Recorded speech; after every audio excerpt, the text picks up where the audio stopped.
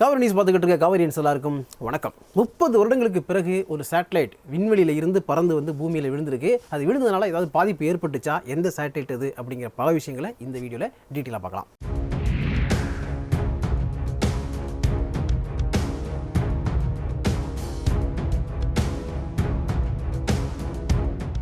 Welcome to findfacts with rjveera. ERS-2ங்கிற ஒரு satellite, European space agency அனுப்பின satellite. அந்த satellite புதன்கிழமை, அதாவது நேற்று 21/2/2024 அன்னைக்கு பூமியில் வந்து விழும். கிட்டத்தட்ட 50 கிலோ எடையுள்ள சேட்டலைட்டுடைய பாகம் வந்து பூமியில் விழுறதுக்கான வாய்ப்புகள் இருக்குது அப்படின்னு விஞ்ஞானிகள்லாம் சொல்லிட்டு இருந்தாங்க. எல்லாருக்கும் கொஞ்சம் பயமாக இருந்துச்சு. எங்கே போய் விழுதோ, யார் மடியில் விழுமோ தெரியல அப்படின்னு பயமாக இருந்துச்சு. ஆனால் அது இப்போது பாதுகாப்பாக போய் எங்கே விழுந்துருக்குன்னு பார்த்தீங்கன்னா பசிபிக் ஓஷனில் விழுந்திருக்கு, பசிபிக் பெருங்கடலில் விழுந்திருக்கு.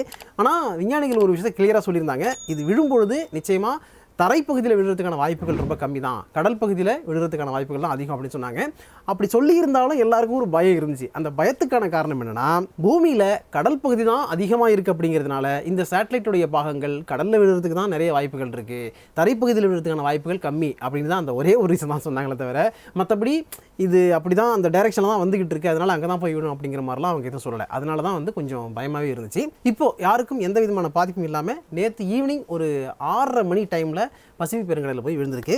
சென்ட்ரல் யூரோப்பியன் டைம் படி பார்த்தோம்னா 6:17 பசிபிக் பெருங்கடலில் அந்த சேட்டலைட்டுடைய பாகங்கள் விழுந்திருக்கு. இந்த சேட்டலைட்டை எப்போ அனுப்பிச்சாங்க, பூமியுடைய வளிமண்டல பகுதியில் ஒரு சேட்டலைட்டுடைய பாகம் உள்ளே வருது அப்படின்னா அது எவ்வளோ வேகத்தில் வரும், அண்ட் பூமியில் விழும்போது அது என்ன ஸ்பீடில் வந்து விழும் அப்படிங்கிற பல விஷயங்களை இப்போ நம்ம தொடர்ச்சியாக பார்க்கலாம். யூரோப்பியன் ரிமோட் சென்சிங் சேட்டலைட், அதுதான் ERS அப்படின்னு சொல்லுவாங்க. ERS-1 அண்ட் ERS-2 அப்படிங்கிற 2 சேட்டலைட்டை 1990களில் அனுப்புனாங்க. இந்த சேட்டலைட்டில் ERS-1 அப்படிங்கிறது 1990 அனுப்பப்பட்டது. 95ல் ERS-2 அப்படிங்கிற சேட்டலைட்டை அனுப்பிச்சாங்க. இந்த 2 சேட்டலைட்டுமே பூமியில் நடக்கக்கூடிய மாற்றங்கள் என்ன இருக்குது, அதாவது வானியல் ஆய்வுக்காக அனுப்பப்பட்ட சேட்டலைட்டை தான் 700 கிலோமீட்டருக்கு மேலே இதை கொண்டு போய் நிறுவனாங்க. இன்னைக்கு பூமியை பற்றி ஆராய்ச்சி பண்ணுறதுக்கு நிறைய செயற்கைக்கோள்கள் இருந்தாலும் அது எல்லாத்துக்கும் முன்னோடியாக இந்த ERS-1 அண்ட் ERS-2 அப்படிங்கிற 2 சேட்டலைட்டுமே சொல்லுவாங்க. அந்த அளவுக்கு முக்கிய பணிகளை அது ஆட்டிருக்கு. இந்த ERS-1 என்னாச்சுன்னா 2000ல் செயலிழந்து போச்சு. அதாவது பூமியோட அந்த சேட்டலைட்டுக்கான தொடர்பே நின்று போச்சு. அதனால எந்த விதமான இன்ஃபர்மேஷனும் அங்கேருந்து கிடைக்கிறது கிடையாது. அண்ட் ஆல்சோ அந்த சேட்டலைட்டை செயலிழக்க வைக்கவும் முடியல. ஸோ ERS-1 சேட்டலைட் இப்போ பூமியிலிருந்து 700 கிலோமீட்டர் தூரத்தில் சுற்றிக்கிட்டு இருக்கு. அது பூமியில் விழுந்து அழியறதுக்கு இன்னும் 100 வருடங்கள் கூட ஆகலாம் அப்படின்னு சொல்கிறாங்க. ஆனால் இப்போ பிரச்சனை என்ன அப்படின்னு பார்த்தீங்கன்னா, இந்த ERS-1 கிடையாது, அதுக்கு பிறகு 1995ல் அனுப்பப்பட்ட ERS-2 அப்படிங்கிற சேட்டலைட் தான். ERS-2 செயற்கைக்கோளை பூமியிலிருந்து 780 கிலோமீட்டர் டிஸ்டன்ஸில் நிறுத்தியிருந்தாங்க, பூமியுடைய சுற்றுவட்ட பாதையில் நிறுத்தியிருந்தாங்க.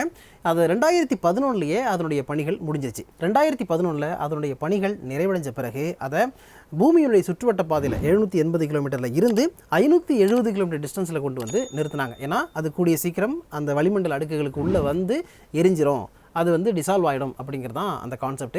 ஏன்னா விண்வெளி குப்பைகள் அதிகமாகிட்டு இருக்கு. ஸோ இந்த சேட்டலைட்டும் அந்த குப்பையில் ஒன்றா போய் சேரக்கூடாது அப்படிங்கிறதுனால அந்த மாதிரி கொண்டு வந்து நிறுத்தினாங்க. ஆனால் அதுக்கு பிறகு என்னாச்சுன்னா, இங்கே இருக்கக்கூடிய விண்வெளி ஆய்வு மையத்துக்கும் அந்த சேட்டலைட்டுக்குமான கனெக்ஷன் அப்படிங்கிறது இல்லாமல் போச்சு. ஆக்சுவலாக அது முற்றிலுமாக செயலிழந்து போச்சு.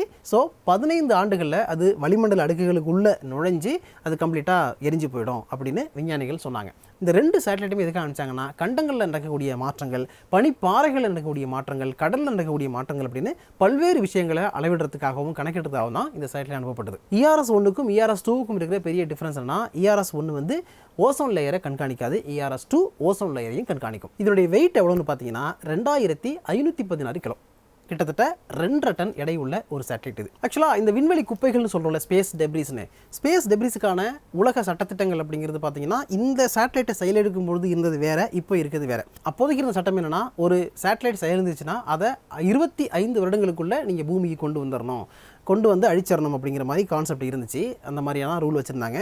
பட் இப்போ வந்து அதை மாற்றிட்டாங்க. அதாவது குறைஞ்சபட்சம் 5 வருடங்களுக்குள்ள ஒரு சேட்டலைட் விண்வெளியில் செயலிருந்து 5 வருடங்களுக்குள்ள அதை நீங்கள் பூமிக்கு கொண்டு வந்துடணும், விண்வெளியில் சுத்த விட்டுறக்கூடாது அப்படிங்கிறாங்க. ஏன்னா இன்னைக்கு நிலைமைக்கு ஸ்பேஸ் டெப்ரிஸ், இந்த விண்வெளி குப்பைகள் அப்படிங்கிறது ரொம்ப அதிகரிச்சிருக்கு. எந்த அளவுக்கு இன்றைக்கி ஸ்பேஸில் ஜங்க் இருக்குன்னு பார்த்தீங்கன்னா, 5 லட்சம் மார்பிள் சைஸ்க்கான ஆப்ஜெக்ட்ஸ் வந்து இன்னும் விண்வெளி குப்பைகளாக சுற்றிக்கிட்டு இருக்கு அப்படிங்கிறாங்க. இது இல்லாமல் 1 மில்லிமீட்டர் இல்லைனா அதுக்கும் சின்னதாக இருக்கக்கூடிய விண்வெளி குப்பைகள் 100 மில்லியனுக்கும் மேலே விண்வெளியில் சுற்றிக்கிட்டு இருக்கிறாங்க. அதுக்கு அடுத்த பார்த்தீங்கன்னா 10 சென்டிமீட்டருக்கும் அதிகமாக இருக்கக்கூடிய விண்வெளி குப்பைகள் 25,000க்கு மேலே இந்த விண்வெளியில் சுற்றிக்கிட்டு இருக்கு அப்படின்னு சொல்கிறாங்க. ஆக்சுவலாக இந்த விண்வெளி குப்பைகளுடைய வேகங்கிறது 35,000 கிலோமீட்டருக்கும் மேலே, கிலோமீட்டர் ஸ்பீடுக்கும் மேலே. ஸோ அந்தளவுக்கு வேகமாக சுற்றிட்டு இருக்கும்போது ஒன்னோட ஒன்று மோதிச்சு அப்படின்னா நிச்சயமாக அது ஒரு பாதிப்பை ஏற்படுத்தும். அதே மாதிரி நாம் நிறுவக்கூடிய சேட்டலைட்டில் அந்த குப்பைகள் பட்டாலும் சேட்டலைட்டுக்கும் பாதிப்பை ஏற்படுத்தும். இப்போது பேசிக்காக சில கேள்விகள் இருக்குல்ல, ஒரு சேட்டலைட்டுடைய பாகம் வந்து பூமிக்கு திரும்பி வருது அப்படின்னா அது வரும்பொழுதே எரிஞ்சு போகுதே அப்படிங்கிற கேள்வி சில பேருக்கு வரலாம். அதற்கான ஆன்சர் என்ன அப்படிங்கிறத பார்ப்போம். அதுக்கப்புறம் ஒரு சேட்டலைட்டுடைய பாகம் இல்லை விண்வெளியிலிருந்து வரக்கூடிய ஏதோ ஒரு பொருள் வந்து பூமி கிட்ட வரும்பொழுது எவ்வளோ வேகத்தில் வரும் அப்படிங்கிறதையும் இப்போ பார்க்கலாம். பொதுவாக பூமியுடைய வளிமண்டல அடுக்குகளை 5ஆக பிரிப்பாங்க. இது ஸ்கூலில் ஃபிசிக்ஸில் சொல்லி கொடுத்துருப்பாங்க. அடி வளிமண்டலம் ட்ரோபோஸ்பியர், படைமண்டலம் ஸ்ட்ரேட்டோஸ்பியர், இடைமண்டலம் மியோஸ்பியர், அதுக்கப்புறம் வெப்ப வளிமண்டலம் தெர்மோஸ்பியர், அடுத்த கட்டமாக புற வளிமண்டலம் எக்ஸோஸ்பியர் அப்படிங்கிறது. இதில் பூமியினுடைய புறப்பகுதியில் இருந்து 12 கிலோமீட்டர் வரைக்கும் இருக்கிறது தான் ட்ரோபோஸ்பியர். 12 கிலோமீட்டர்லேருந்து 50 கிலோமீட்டர் வரைக்கும் ஸ்ட்ரேட்டோஸ்பியர் இருக்கும். அதுக்கப்புறம் மியோஸ்பியர் வந்து அதுலேருந்து 80 கிலோமீட்டர் வரைக்கும் இருக்கும். அடுத்தது தெர்மோஸ்பியர் வந்து அந்த 80 கிலோமீட்டர்லேருந்து 500 கிலோமீட்டர் வரைக்கும் இருக்கும். 500 கிலோமீட்டர்லேருந்து 10,000 கிலோமீட்டர் வரைக்கும் இருக்கிறது எக்ஸோஸ்பியர். இப்போது இந்த பூமியுடைய வளிமண்டல அடுக்குகள் இருக்குல்ல, இதில் எக்ஸோஸ்பியரில் இருந்து கடைசியாக இருக்கக்கூடிய, அதாவது அடி வளிமண்டலம் அப்படின்னு சொல்கிற ட்ரோபோஸ்பியரை வந்து அடைகிறதுக்கு ஒரு ராக்கெட்டுடைய பாகமோ ஒரு சேட்டலைட்டுடைய பாகமோ எந்த அளவுக்கு வேகத்தை எடுத்துக்கும் அப்படின்னு பார்த்தீங்கன்னா, அங்கேருந்து வரும்பொழுது படிப்படியாக வேகம் குறையும். பொதுவாக வேகம் ஏன் குறையுது? குறையக்கூடாது, இன்னும் வேகமாக தானே வரணும் அப்படின்னு நீங்கள் கேட்கலாம். ஏன்னா பூமியினுடைய அந்த கிராவிட்டி இருக்குல்ல, புவியீர்ப்பு விசை வந்து பூமிக்கு பக்கத்தில் இருக்கும்பொழுது அதிகமாக தானே இருக்கும். அப்படி இருக்கும்போது எப்படி அங்கேருந்து இது வந்து ஸ்பீடு கம்மியாகுது அப்படின்னு கேட்டிங்கன்னா, அதில் ஒரு முக்கியமான பாயிண்ட் இருக்குது. அதாவது பூமியினுடைய வளிமண்டல அடுக்குகளை பொறுத்த வரைக்கும் இந்த 5 அடுக்குகள் இருக்கு இல்லையா, இந்த 5 அடுக்குகளில் மேலே இருக்கிற லேயர், அதாவது எக்ஸோஸ்பியர்லாம் கேஸுங்கிறது ரொம்ப கம்மியாக இருக்கும். ஸோ அடுத்தடுத்த அடுக்குகளில் வரும்பொழுது நைட்ரஜன், ஆர்கான், அதுக்கப்புறம் ஆக்சிஜன் மாதிரியான கேஸுடைய அளவுங்கிறது, அந்த அடர்த்தி டென்சிட்டி வந்து அதிகமாக இருக்கும். ஸோ இந்த டென்சிட்டி அதிகமாக இருக்கிறதுனால அது வந்து டிஸ்டர்ப் பண்ணும். வரக்கூடிய எந்த பார்ட்டிகளாக இருந்தாலும் அது வந்து அவ்வளோ ஈஸியாக உள்ளே விடாது, டிஸ்டர்ப் பண்ணும். அந்த வளிமண்டல அடுக்குகளுக்கு உள்ளே வந்து எரிஞ்சிரும். அப்படி டிஸ்டர்ப் பண்ணுறதுனால அங்கேருந்து வரக்கூடிய அந்த குறிப்பிட்ட சேட்டலைட் பாகத்தினுடைய வேகம்ங்கிறது குறைக்கப்படுது. அப்படி குறைக்கிறதுனால தான் கம்மியான ஸ்பீடில் இங்கே வந்து விழுது. இல்லைன்னா 35,000 கிலோமீட்டர் வேகத்தில் நேராக வந்து பூமியில் விடும். அவ்வளோ தூரத்தில் வரும்போது நிச்சயமாக அது ஒரு பாதிப்பை ஏற்படுத்தும். அப்படிங்கிறதுனால கொஞ்சம் பயமாக தான் இருக்குது. நீங்களும் கொஞ்சம் அலர்ட்டாக இருக்காங்க, ஓகேவா? ஸோ இதோட இந்த வீடியோ நான் வைண்ட் அப் பண்ணிக்கிறேன். அடுத்து ஒரு நல்ல வீடியோவில் மீட் பண்ணுவோம். இதே மாதிரியான கண்டென்ட் உங்களுக்கு தொடர்ச்சியாக வேணும் அப்படின்னு நினச்சிங்கன்னா சொல்லுங்கள். அடுத்தடுத்து ஸ்பேஸ் சம்மந்தமாக நிறைய விஷயங்கள் பேசுகிறதுக்கு நான் ரெடியாக இருக்கிறேன். ஆக்சுவலாக இது இன்ட்ரெஸ்டிங்காக இருக்குது பேசுகிறதுக்கு, புதுசாக ஏதோ ஒன்று தெரிஞ்சுக்கணும் அப்படின்னு ஜாலியாக இருக்குது பார்க்குறதுக்கு. அதனால் இதை பற்றி நம்ம நிறைய பேசலாம். ஓகே, அடுத்து ஒரு நல்ல வீடியோ மீட் பண்ணுவோம். அது வரைக்கும் உங்களை நீங்கள் பத்திரமா பார்த்துங்க. Thank you so much.